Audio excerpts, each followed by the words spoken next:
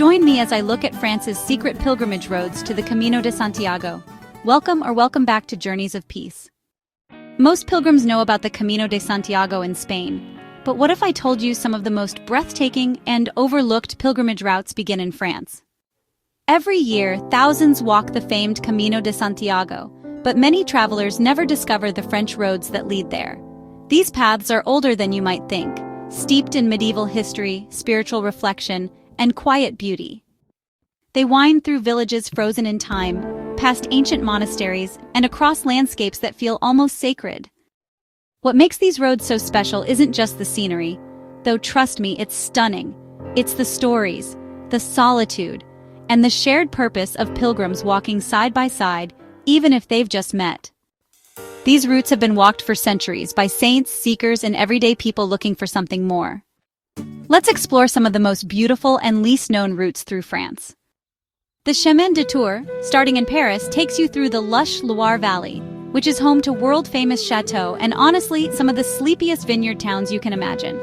The Chemin de Vézelay, which is over 900 kilometers long, begins in Burgundy and weaves through medieval hamlets and dramatic countryside all the way to the Pyrenees. And you know there are other routes too, letting you detour to the Chemin du Piment, visit the Sanctuary of Lourdes, and continue on to Saint-Jean-Pied-de-Port. There are other pilgrimage routes that start in northern France, western France, and even ones that begin when someone takes a boat from England to mainland Europe, like from Calais. These routes pass through other sites that are important to French saints and the Church, such as Rouen and Orléans, where Joan of Arc was martyred and born. Just remember, these French pilgrimage routes are gateways to the traditional starting point of the Camino Francis. But really, it can be undertaken on its own as people complete portions over periods of years. One of the best parts? The food and the festivals. Along the way, you can taste traditional French dishes straight from the source, and honestly, stumble into celebrations I never even knew existed. The local culture there isn't just preserved, it's alive. But the most powerful part of this journey? The quiet, the stillness.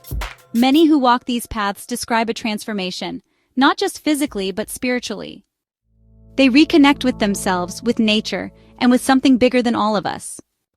These secret pilgrimage roads may not be on every traveler's radar, but maybe that's what makes them so magical.